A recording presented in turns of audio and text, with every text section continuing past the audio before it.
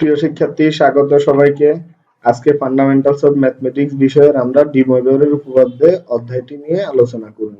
প্রথমে ডিময়ভরের উপপাদ্যের ইতিহাস জানি।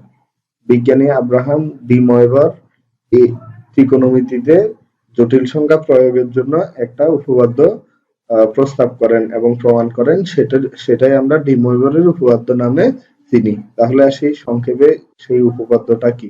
উপপাদ্যটা হচ্ছে এরকম: cos theta plus sin theta সেটা হচ্ছে I sin theta to the power n equals to হচ্ছে cos n theta plus I sin n theta। উপপাদ্যটা আমরা যদি লেখার ক্ষেত্রে এভাবে লিখতে হবে: n যে কোনো বাস্তব সংখ্যা হলে cos theta plus I sin theta whole to the power n এর মান cos n theta plus I sin n theta, অথবা একটি মান cos n theta plus I sin n theta। আমরা যদি ব্যাখ্যায় আসি, প্রথম ক্ষেত্রে হচ্ছে n যোগবোধক পূর্ণ সংখ্যা অথবা বিয়োগবোধক পূর্ণ সংখ্যা হলে, যেটা হোক না কেন পূর্ণ সংখ্যার ক্ষেত্রে যোগবোধক অথবা বিয়োগবোধক, অর্থাৎ n এর মানটা পজিটিভ অথবা নেগেটিভ হইলে দুটোর ক্ষেত্রেই cos theta plus I sin theta whole power n এর মান হচ্ছে cos n থিটা প্লাস হচ্ছে I sin n থিটা। আবার একইভাবে সেটা যদি যোগবোধক অথবা বিয়োগবোধক ফ্র্যাকশন হয় বা ভগ্নাংশ হলেও এই মানটা একই। তাহলে আমরা এবার ডিময়ভরের উপপাদ্যে প্রমাণে চলে যাই। প্রমাণটার জন্য আমরা একটা বেসিক জিনিস চিন্তা করি। উপপাদ্যটা ছিল এরকম: cos theta plus I sin theta whole power n সমান হচ্ছে cos n theta plus I sin n theta। তার মানে হচ্ছে এখানে থিটা সংক্রান্ত এটার পাওয়ার n সংখ্যক বার গুণ থাকবে। তো n সংখ্যক বার গুণ থাকলে আমরা ধরি হচ্ছে cos theta 1 প্লাস হচ্ছে I sin theta 1 whole power n। আমরা ধরি এটা দুইবার আছে, দুইবার মানে পরেরটা ধরি cos theta 2 প্লাস হচ্ছে I sin theta 2।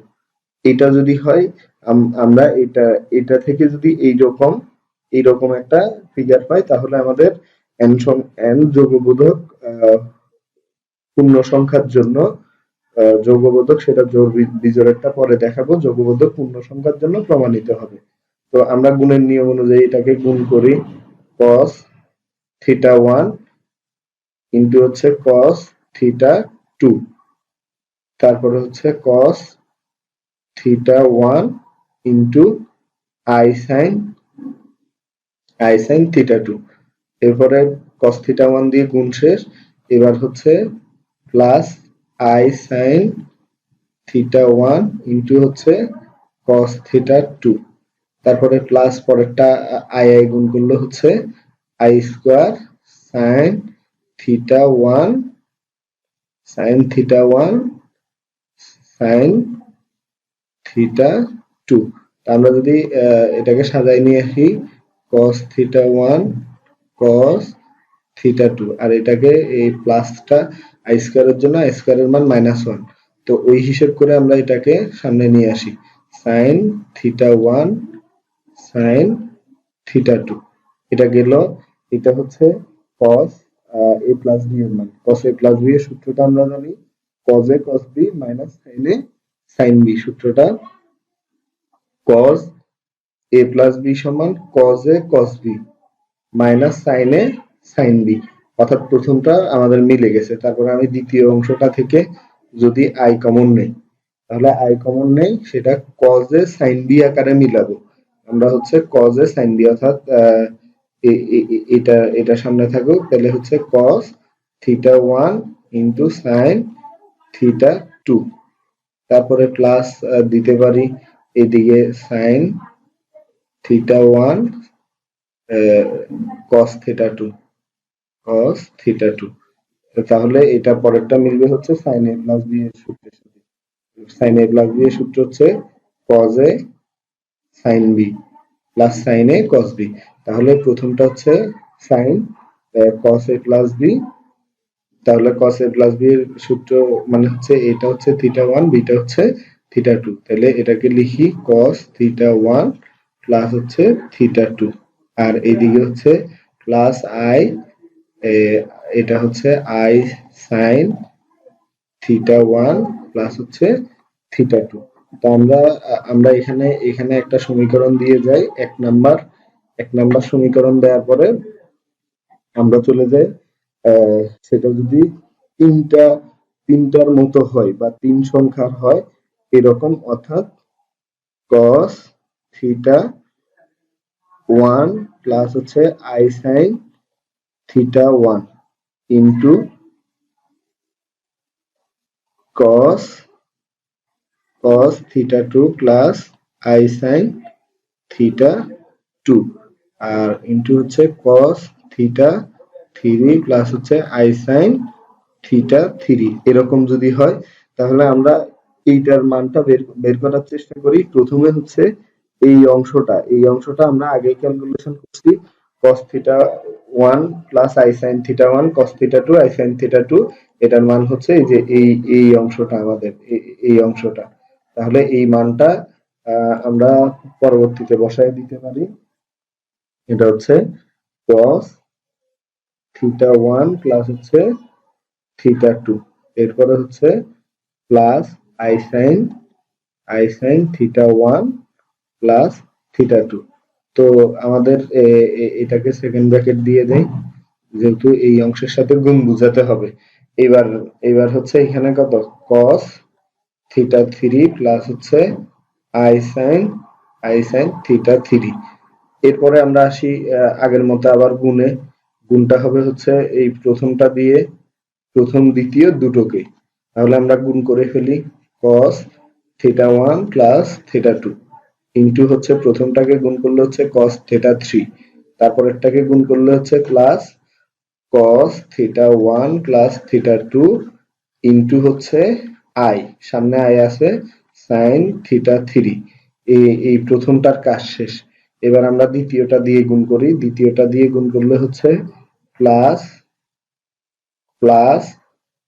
i sin θ1 plus θ2, এটার সাথে গুণ হবে হচ্ছে cos θ3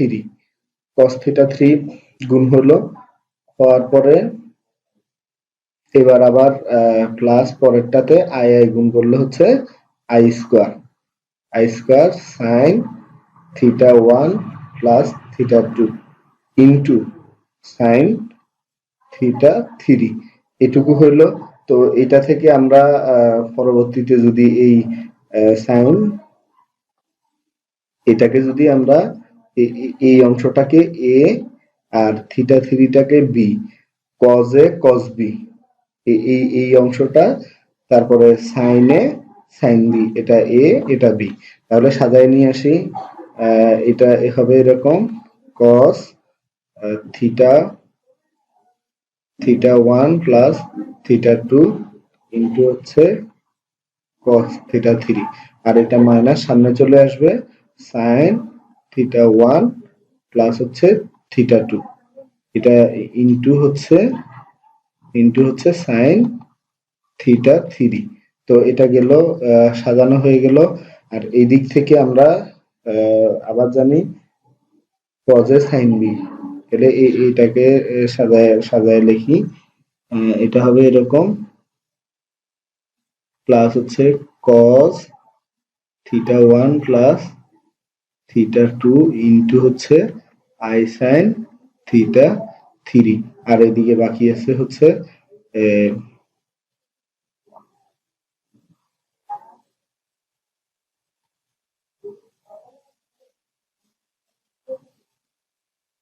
প্লাস হচ্ছে পরেরটাতে বাকি আছে i sin θ1 প্লাস θ2 ইন্টু হচ্ছে cos θ3। তো পরবর্তীতে আমরা এই অংশটা থেকে যদি সূত্র করার চিন্তা করি, প্রথম অংশ হবে এই অংশ হবে, আমরা একটু কালার চেঞ্জ করে নেই, তাহলে এই অংশটা আমরা এই অংশটাকে বলবো হচ্ছে এটা cos a cos b minus sin a sin b, অর্থাৎ এটা হচ্ছে cos a প্লাস b। তাহলে এটা cos a প্লাস b এর সাথে মিলবে, আমরা যেটা পরের পেজে লিখবো। এরপরে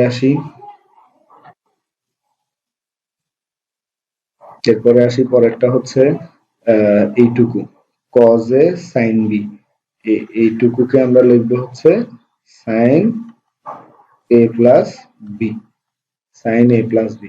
তাহলে আসি আমরা এই অংশটা হচ্ছে cos a মানে হচ্ছে θ1 প্লাস θ2 প্লাস হচ্ছে তার সাথে b মানে θ3, এটা থার্ড ব্র্যাকেট দেই। আর এইদিকে হচ্ছে এইটুকুর কাজ শেষ, এবার এইদিকে হচ্ছে plus sin a plus b, a হচ্ছে θ1 প্লাস θ2 প্লাস হচ্ছে b হচ্ছে θ3, এটা সেকেন্ড ব্র্যাকেট দিয়ে দেই। তো এটা যদি আমাদের 3 নং সমীকরণ হয়, বা এটাকে সাজাই আমরা 3 নং সমীকরণ এরকম চিন্তা করি, এটা হচ্ছে cos অর্থাৎ প্লাসটাকে θ1 প্লাস θ2 প্লাস হচ্ছে θ3, এই হচ্ছে কজেরটা। আর এটার সামনে আই আছে একটা, ওই সামনের আইটা এখান থেকে আমরা কমন নিলেও নিতে পারি এটা আই দিয়ে, প্লাস হচ্ছে আই সাইন θ1 প্লাস θ2 প্লাস হচ্ছে θ3। তো এটাকে যদি আমরা একইভাবে এটা 2 নং দিয়ে রাখি, এটা অবশ্যই কাজ নাই, আমরা পরবর্তীতে একইভাবে n সংখ্যকের জন্য এই উপপাদ্যটা প্রমাণ করার চেষ্টা করব। তাহলে n সংখ্যক রাশির জন্য যদি আমরা চিন্তা করি একইভাবে এরকম, সেটা n সংখ্যক বার আছে, তাহলে cos θ1 প্লাস হচ্ছে i sin θ1 ইনটু হচ্ছে cos θ2 plus i sin θ2 into cos θ3 plus i sin θ3। তো ইনটু হচ্ছে পরবর্তীতে ডট ডট ডট ধরি, এটা n সংখ্যক পর্যন্ত cos n theta plus i sin cos theta n plus হচ্ছে i sin থিটা n পর্যন্ত আছে। তো এটা অনুরূপভাবে আগেরটার মতোই হবে, just cos θ1 plus cos θ1 plus θ2 plus θ3 plus dot dot dot, এটা থিটা n পর্যন্ত হবে। এরপরে থিটা n হওয়ার পরে এইদিকে হচ্ছে i sin θ1 প্লাস হচ্ছে θ2 প্লাস হচ্ছে θ3 প্লাস ডট ডট ডট, এটা থিটা n পর্যন্ত বিস্তৃত হবে। এবার অর্থাৎ আমাদের উপপাদ্যটা প্রমাণ হয়েছে কিনা আমরা একটু দেখি। আমরা উপপাদ্যটা শিখছিলাম হচ্ছে cos theta plus i sin theta to the power n equal cos n theta plus i sin n theta. তাহলে আমরা যেটুকু আসছি cos n থিটা, এখানে n সংখ্যক থিটা আছে, তার মানে হচ্ছে এটাকে আমরা লিখতে পারি হচ্ছে cos, এখানে থিটা কয়টা, n সংখ্যক থিটা, θ1 θ2 θ3, এগুলোকে যদি থিটা শুধু থিটা ধরি ডট ডট থিটা, তাহলে এখানে হচ্ছে n থিটা আর n সংখ্যক, এই দিকেও প্লাস হচ্ছে i sin n থিটা। সুতরাং আমরা শিখছিলাম হচ্ছে কি cos theta plus i sin theta power n equal to হচ্ছে cos n theta plus i sin n theta. তাহলে আমাদের উপপাদ্য যেটা ছিল, আমাদের সেই উপপাদ্যটা প্রমাণিত। এটাই ছিল আমাদের নিম্নের ডিময়ভরের উপপাদ্য। এই ডিময়ভরের উপপাদ্যটা প্রমাণিত হলো। ধন্যবাদ সবাইকে।